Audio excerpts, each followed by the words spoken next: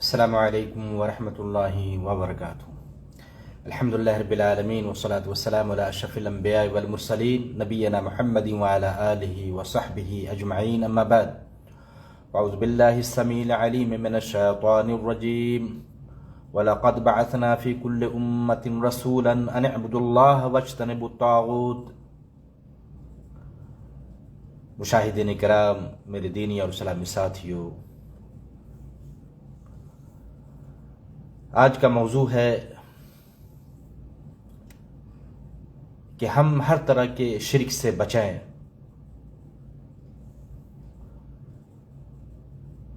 کتاب و سنت کی روشنی میں شرک اکبر اور اصغر اور پھر اس کے جو نقصانات ہیں، شرک کرنے والے مشرکوں کے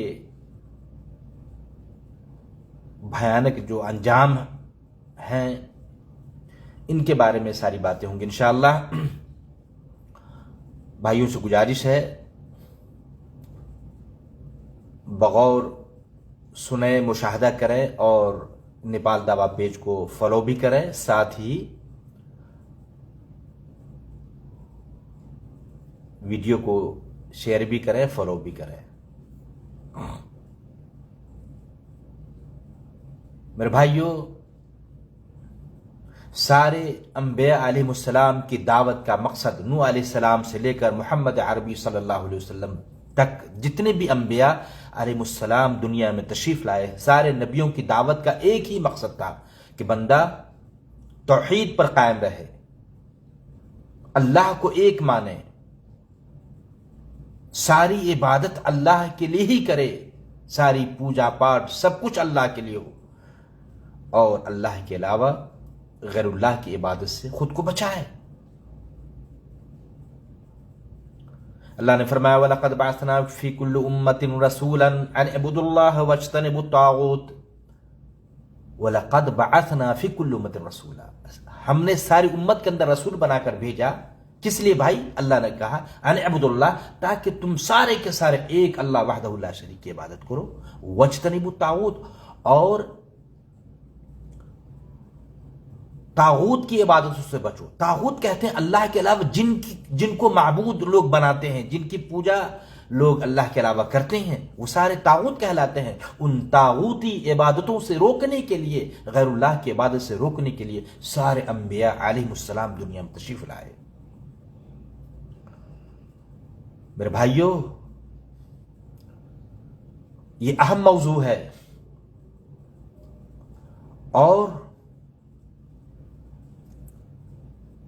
گناہوں میں شرک ہی اتنا بڑا گناہ ہے کہ انسان کی ساری محنتیں، ساری عبادتیں رائے گا اور برباد ہو جائیں گی اگر انسان شرک کرتے ہوئے دنیا سے چل بسا، چاہے وہ نمازی ہو، حاجی ہو، سخی اور فیاض ہو، روزے دار ہو، دسیوں بار عمرہ کیا ہو، لیکن شرک کرتے ہوئے، غیر اللہ کی پوجا پاٹ کرتے ہوئے، ولیوں پر، مزاروں پر سجدہ کرتے ہوئے، انہیں نفع نقصان کا مالک سمجھتے ہوئے بلا توبہ دنیا سے چل بسا، توبہ کی توفیق نہیں ملی، شرک سے تائب نہیں ہوا، اللہ کی قسم ان کی ساری عبادتیں، چاہے نماز کی شکل میں ہو، روزے کی شکل میں ہو، صدقات و خیرات کی شکل میں ہو، اور حج و عمرہ کی شکل میں ہو، ساری کی ساری عبادتیں برباد ہو جائیں گی۔ تفصیل آگے آ رہی ہے۔ میرے بھائیوں، یہ شرک سب سے بڑا گناہ ہے، سب سے بڑا گناہ، اس سے بڑھ کے گناہ ہے ہی نہیں۔ لقمان حکیم نے اپنے بیٹے سے کہا تھا، اور ہر والد کو چاہیے، ہر ماں باپ کو چاہیے کہ اپنے بیٹے کو موحد بنائے، توحید والا بنائے، شرک سے روکے، قبروں کی پوجا سے روکے۔ اللہ نے فرمایا ان الشرک لظلم عظیم، لقمان حکیم نے کہا تھا یا بنی لا تشرک باللہ، بیٹے اللہ کے ساتھ شرک نہ کرنا۔ یہ شرک بہت بڑا گناہ ہے، بڑا ظلم ہے،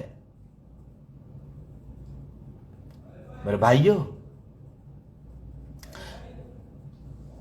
لہذا ہمیں شرک سے بچنا چاہیے. اگر آپ اپنے آپ کو شرک سے بچائیں گے تب جا کے ہی آپ کو امن و شانتی ملے گی، آپ ہدایت یافتہ کہلائیں گے. اللہ نے فرمایا سورہ انعام کی 82 نمبر کی آیت ہے، اللہ نے فرمایا الذین آمنوا ولم يلبسوا ایمانهم بظلم اولئک لهم الامن وهم مهتدون. جو لوگ ایمان لے آئے اور اپنے ایمان کے ساتھ ظلم کی ملاوٹ نہیں کیا، ظلم کو نہ ملایا، ظلم سے مراد شرک کو نہ ملایا، ایسے لوگوں کے بارے میں اللہ نے کہا اولئک لهم الامن، ایسے لوگوں کے لیے امن و شانتی ہے، وہم مہتدون، اور ایسے ہی لوگ ہدایت یافتہ ہیں، راہ راست پر ہیں، سیدھے راستے پر ہیں. پتہ ہی چلا میرے بھائیو، اگر آپ توحید والے ہیں، شرک سے خود کو دور رکھا ہے، اللہ آپ کو سکون کے ساتھ رکھے گا، چین و سکون کی زندگی بسر ہوگی.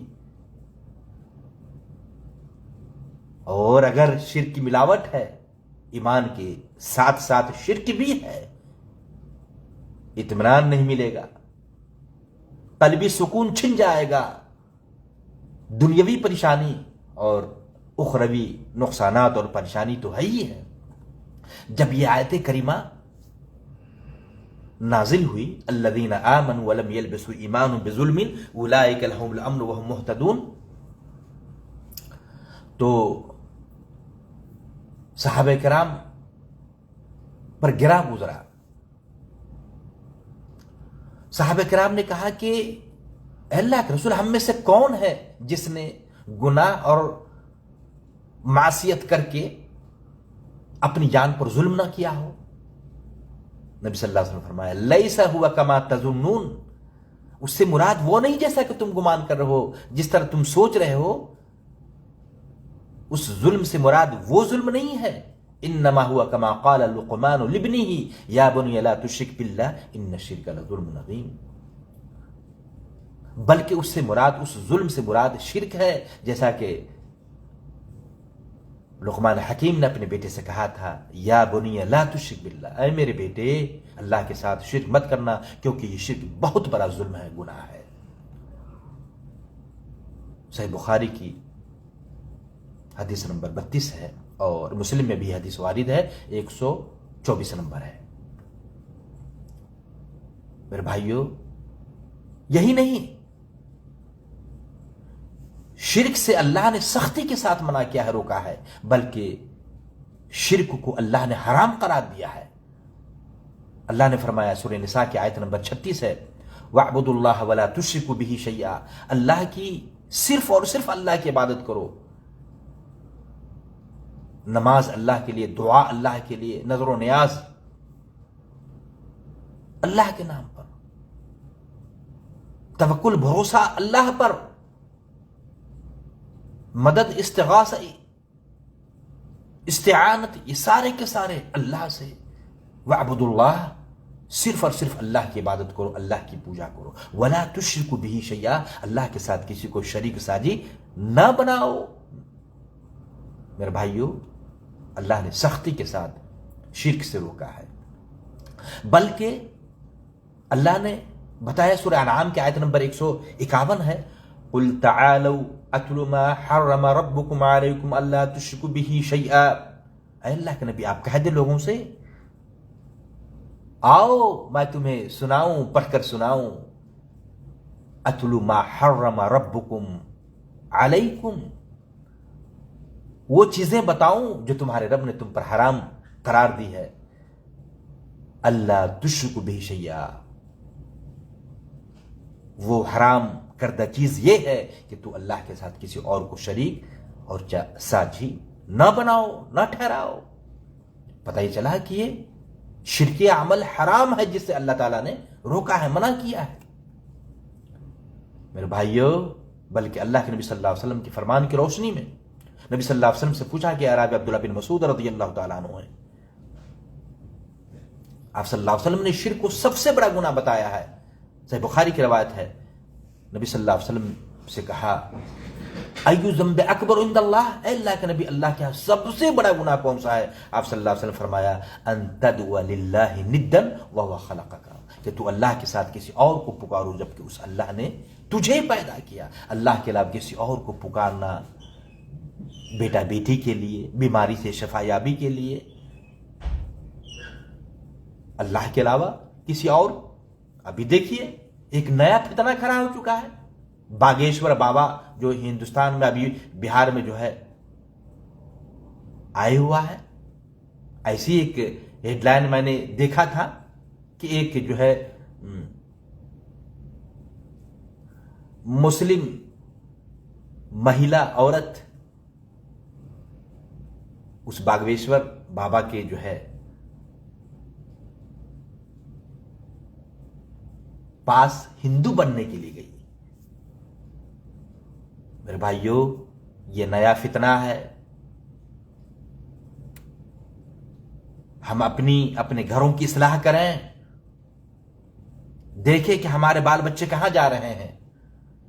तो अल्लाह के नबी सल्लल्लाहु अलैहि वसल्लम से पूछा गया, अय्यु ज़ंब अकबर इंदल्लाह, अल्लाह के नबी गुनाहों में सबसे बड़ा गुनाह कौन सा है? आप सल्लल्लाहु अलैहि वसल्लम ने फरमाया, अन तदअ लिल्लाहि निद्दन व हुव खलक़का, कि तू अल्लाह के अलावा किसी और को पुकारो जबकि उस अल्लाह ने तुझे पैदा किया। फिर पूछा गया, फिर कौन सा? आप सल्लल्लाहु अलैहि वसल्लम फरमाया, अन तक़्तुल वलदका खशियत अन यतअम मअक, कि तू अपनी औलाद को इस खौफ से, इस डर से मार डालो कि वो तेरे साथ खाना खाए। आमतौर से बच्चियों के साथ जुल्म ज्यादती होती है। और फिर पूछा कि फिर कौन सा गुनाह?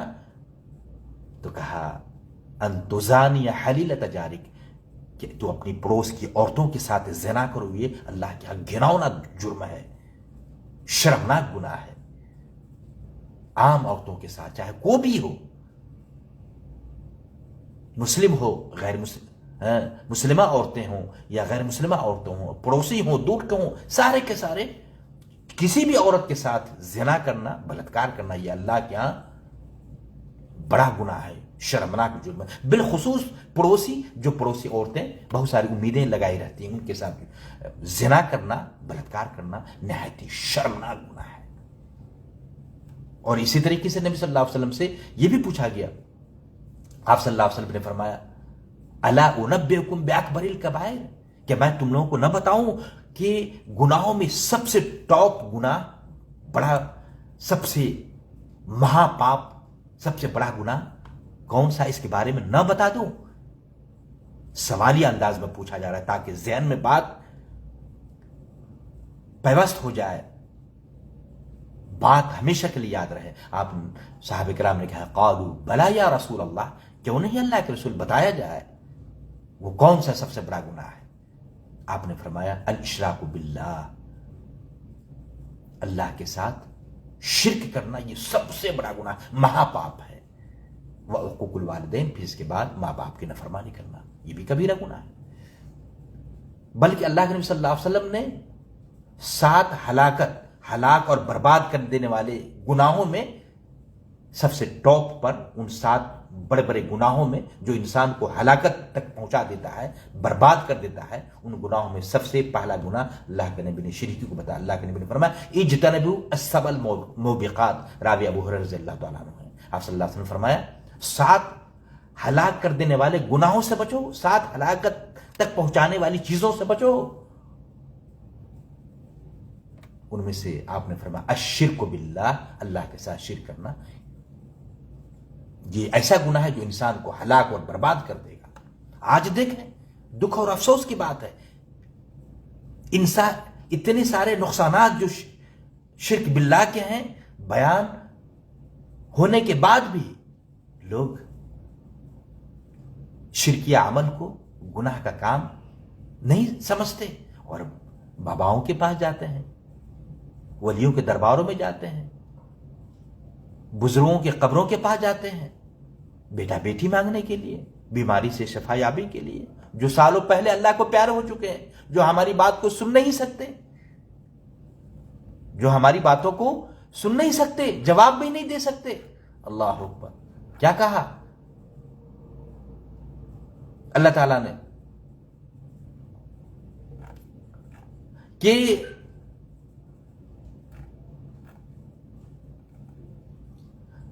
جو لوگ غیروں کو پکارتے ہیں باباؤں کے پاس جا کر اور انہیں پکارتے ہیں تو ہماری باتوں کو سن نہیں سکتے. وَلَا تَدْعُوا مِن دُونِ اللَّهِ مَا لَا يَنْفَعُكَ وَلَا يَضُرُّكَ. اللہ کے علاوہ کسی اور کو ہرگز نہ پکارو. کس سے کہا گیا؟ اللہ کے نبی پاک صلی اللہ علیہ وسلم سے کہا گیا. وَلَا تَدْعُوا مِن دُونِ اللَّهِ مَا لَا يَنْفَعُكَ وَلَا يَضُرُّكَ.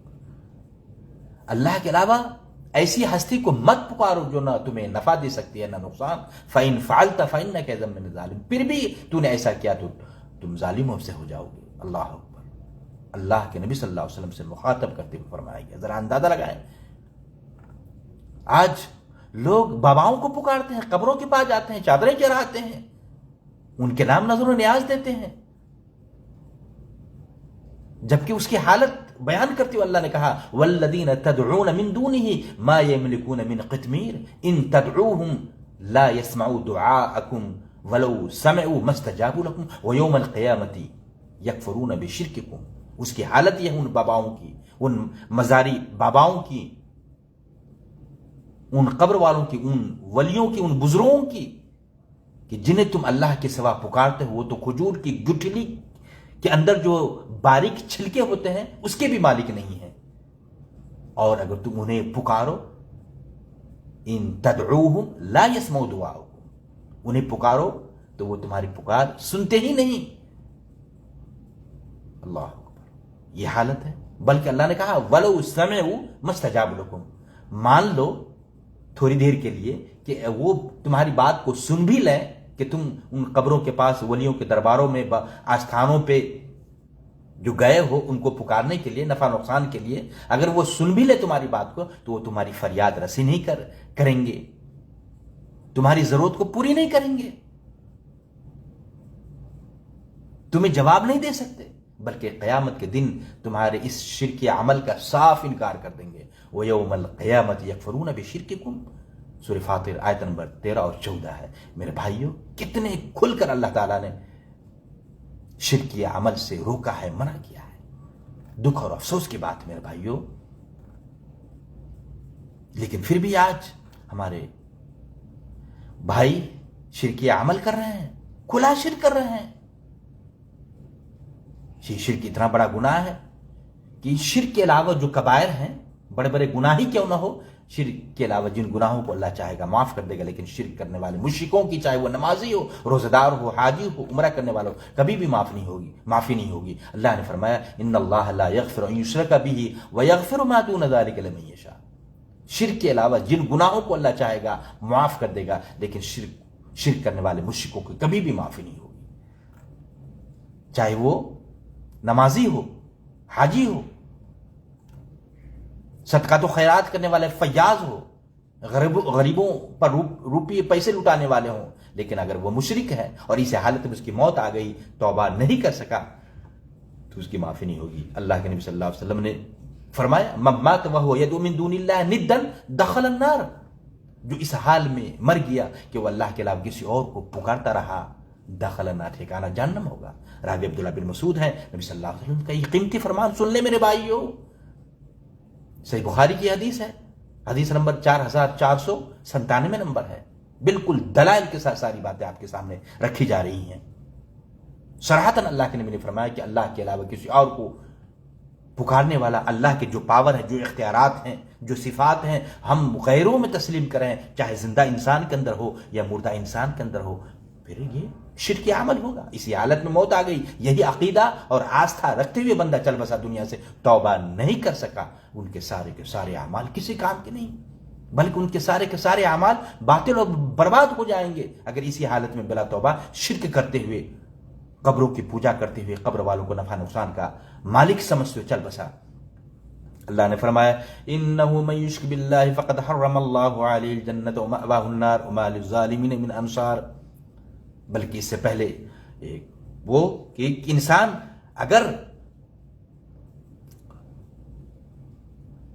ساری نیکیوں کرتے ہوئے ان کے پاس سارے نیک اعمال ہو, ساری نیکیاں ہوں, لیکن سجدہ غیر اللہ بھی ہو, اعمال شرکیہ بھی ہو, ان سے توبہ نہ کیا ہو اور اسی حالت میں ان کی موت ہو جائے, جیسا کہ میں نے پہلے بتایا, ان کے اعمال کوئی کام نہیں آئیں گے، بلکہ وہ شرکیہ عمل ان کے سارے اعمال کو ضائع اور برباد کر دیں گے۔ اللہ نے فرمایا وَلَقَدْ أُوحِيَ إِلَيْكَ وَإِلَى الَّذِينَ مِن قَبْلِكَ لَئِنْ أَشْرَكْتَ لَيَحْبَطَنَّ عَمَلُكَ وَلَتَكُونَنَّ مِنَ الْخَاسِرِينَ۔ اے اللہ کے نبی، آپ کی طرف اور آپ سے پہلے جتنے بھی انبیاء علیہ السلام گزرے، ان سب کی طرف یہی وحی آئی، انہیں بھی یہی حکم دیا گیا لَئِنْ أَشْرَكْتَ لَيَحْبَطَنَّ عَمَلُكَ، اگر آپ نے بھی شرک کیا تو آپ کے سارے اعمال باطل و برباد ہو جائیں گے۔ کس سے کہا گیا؟ اللہ کے نبی صلی اللہ علیہ وسلم سے کہا گیا۔ میرے بھائیو، دکھ اور افسوس کی بات ہے کہ آج کھلے عام شرک ہو رہا ہے۔ دیکھیں آج چاہے نیپال کے اندر ہو، انڈیا کے اندر ہو، پاکستان کے اندر ہو، بنگلہ دیش کے اندر ہو، ہر جگہ یہی حال ہے، اور ایسے ہی لوگوں کی بڑی تعداد ہے۔ میرے بھائیو، اپنے اعمال کی اصلاح کریں۔ اگر آپ اپنی آخرت کو بنانا اور سنوارنا چاہتے ہیں تو اگر شرکیہ اعمال کر چکے ہیں جان بوجھ کر یا انجانے میں، بلا تاخیر توبہ استغفار کریں، ورنہ مشرکوں کے لیے، چاہے وہ مشرک نمازی ہو، روزہ دار ہو، حاجی ہو، اللہ نے فائنلی فیصلہ بتا دیا، اللہ نے یہ نرنے کر دیا کہ اس کا ابدی ٹھکانہ، دائمی رہائش جہنمی ہوگی۔ اللہ نے فرمایا انه من يشرك بالله فقد حرم الله عليه الجنة ومأواه النار وما للظالمين من انصار۔ جو اللہ کے ساتھ کسی اور کو شریک و ساجی ٹھہراتا ہے، ایسے مشرکوں پر اللہ تعالیٰ نے جنت کو حرام قرار دیا، کبھی بھی وہ جنت میں داخل نہیں ہو سکتا۔ کس کا فیصلہ ہے؟ رب کا۔ ومأواه النار، ایسے مشرکوں کا ٹھکانہ جہنم ہے۔ دیکھیے کتنی تاکید کے ساتھ، ایک تو اللہ نے کہا کہ مشرکوں پر جنت کو حرام قرار دیا، مشرک جنتی نہیں ہو سکتا، بلا توبہ مر گیا تو توبہ نہیں کر سکا، شرک کرتے ہوئے چل بسا، اور مزید اللہ تاکیداً کہا ومأواہ النار، ایسے مشرکوں کا ٹھکانہ جہنم ہے۔ نماز بھی کوئی کام نہیں آئے گی، روزہ بھی کوئی کام نہیں آئے گا، دیگر اعمال اور صدقات و خیرات، اعمال صالحہ کچھ بھی کام نہیں آئیں گے۔ ومأواہ النار، ان کا ٹھکانہ جہنم ہے۔ وما للظالمین من انصار، ایسے لوگ تو ظالم ہیں، ایسے ظالموں کے لیے کوئی حامی اور مددگار بھی نہیں ہوگا۔ اللہ اکبر۔ بلکہ اگر مشرک قریبی رشتہ دار بھی ہوں، اگر ماں باپ بھی مشرک ٹھہرے، شرک کرتے ہوئے دنیا سے چل بسے، ایک بیٹے کو پتا ہے، جبکہ نیک اور صالح اولاد کی پہچان یہ ہے کہ اپنے والدین کے حق میں وہ دعائیں کرتے ہیں، رب ارحمہما کما ربیانی صغیرا، اللہ میرے ماں باپ پر رحم فرما کہ انہوں نے بچپن پالا پوسا اور مجھ پر رحم کیا۔ ایک صالح اولاد پر یہ ذمہ داری ہے، اور نیک اولاد کی پہچان بھی کہ اپنے والدین کے حق میں دعائیں کرتے ہیں۔ لیکن اگر اولاد کو یہ پتا ہو کہ سعودی عرب میں آنے کے بعد اللہ نے ہمیں موحد بنایا، توحید والا بنایا، پہلے ہم قبروں کے پجاری تھے اور کیا کیا نہیں گناہ کیا، پھر ہم توبہ استغفار کر لیے، لیکن ہم اپنے گھر کی اصلاح نہیں کر سکے، اپنے والدین کو بتاتے رہ گئے کہ ابا آپ قبروں کی پوجا نہ کریں، قبر والوں سے بیٹا بیٹی نہ مانگیں، ان ولیوں سے، ان پیروں سے، ان باباؤں سے یہ کچھ نہیں دے سکتے، لیکن پھر بھی وہ باتیں سمجھ میں نہیں آئی اور شرک کرتے رہ گئے، اور اسی حالت میں ان کی موت آ گئی، توبہ نہیں کر سکے۔ ایسے بیٹوں پر روک لگا دیے کہ وہ اپنے ماں باپ کے حق میں مغفرت کی دعا مانگے۔ اللہ نے فرمایا ما كان للنبي والذين آمنوا أن يستغفروا للمشركين ولو كانوا أولي قربى من بعد ما تبين لهم أنهم أصحاب الجحيم۔ کسی نبی کے لیے اور مومنوں کے لیے جائز اور درست نہیں ہے کہ وہ اپنے کسی مشرک قریبی رشتہ داروں کے حق میں مغفرت کی دعا مانگے۔ قریبی رشتہ دار ماں باپ سے بڑھ کر کون ہوگا میرے بھائیو؟